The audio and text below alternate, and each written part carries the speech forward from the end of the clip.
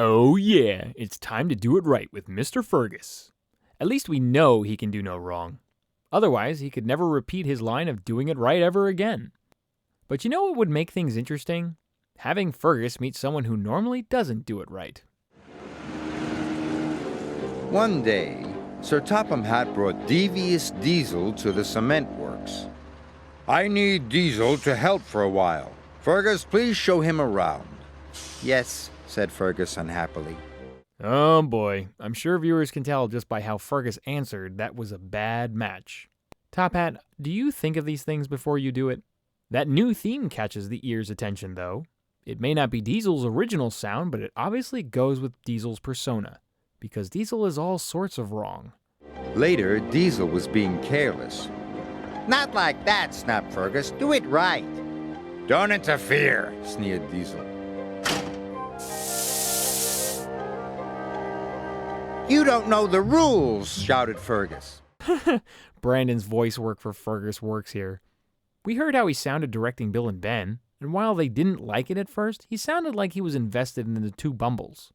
But because Fergus knows Diesel's not trying, Fergus doesn't even try saying his line with energy. It just comes across annoyed, which is spot on. Of course, with Fergus going about doing things right, Diesel decided to do something wrong.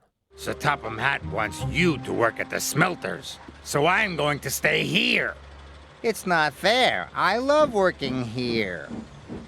But he knew that really useful engines have to do as they are told. Can't argue with that. What the big man says goes. The problem is Diesel was blatantly lying, and Fergus didn't know it. But Fergus went because of course he wants to be a really useful engine. But when he got there, it was getting more difficult by the minute to stay. I quite honestly don't blame him whatsoever. It's so scary. You're right, said his driver. Just then, the scrap Diesels arrived. Hello, are you happy to be here? No, cried Fergus. His driver was scared too. Come on, Fergus, we're going to escape. No! And, excuse me, the scrap Diesels?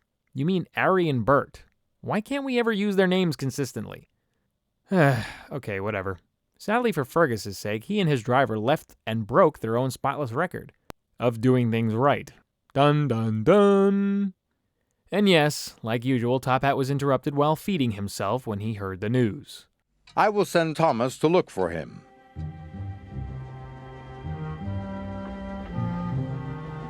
Fergus and his driver turned onto an unused track to find a place to hide. Fergus was frightened. I could understand why. The last time we visited the Maithwaite quarry mine was when Percy was quote-unquote attacked by those fake gnomes. And is Top Hat that rich now that he doesn't need to hold the phone anymore? My gosh. But I hope nothing collapses around Fergus, otherwise he may never be found, considering he was buried alive at the Farquhar Quarry early on. Thankfully, our trusty tank engine was on his way. Fergus, whistled Thomas. Whatever are you doing out here? Hiding. Don't want to work at the smelters. Sir Topham Hatt is going to be cross with me. Or at least so he thought.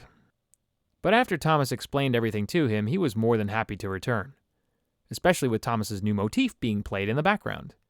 Thankfully, with Thomas by his side, he was far less scared to be back in the smelters. Especially with Top Hat there, Ari and Bert ain't nothing while a big man's around. So much so that he decided to send Diesel to the smelters instead. And you can go back to the cement works tomorrow. Oh, thank you, sir, said Fergus happily. Fergus knew he had a good friend in Thomas, and he was still the pride of the cement works. That's always a great thing to know. Fergus worked hard to get where he is, considering what he's endured. Putting Diesel up against him, as he would call him Mr. Goody Two-Shoes, or Mr. Goody Flywheel, whatever, was a good idea for the new character. Diesel has been known to be a pain, especially to engines who follow the rules like Duck when he was first introduced. However, Fergus is like Duck times 10, because he does it not just the Great Western way, but the right way. However, it would have been nice to see a little more interaction between the two. Diesel was there for all of a minute. Either way, though, it was a definite contrast in personalities. And for the first time, the way Michael Brandon voiced Diesel was good too. He sounded growly enough. The set pieces displayed were more unique this time. Viewers get to see the first time the Sodor Cement Works, where Fergus can finally call home. There was also the Castle Lock Causeway, shown at night, and the Maithwaite Quarry Mine again. Music was also an improvement, with 3 themes in one episode. Having that many cues in one episode hasn't happened for quite some time. There was Fergus's heard at the beginning, Diesel's new theme as he enters the screen, and Thomas's when he finds Fergus. It's definitely getting there. Next episode is Bulgy Rides Again. Thanks for watching.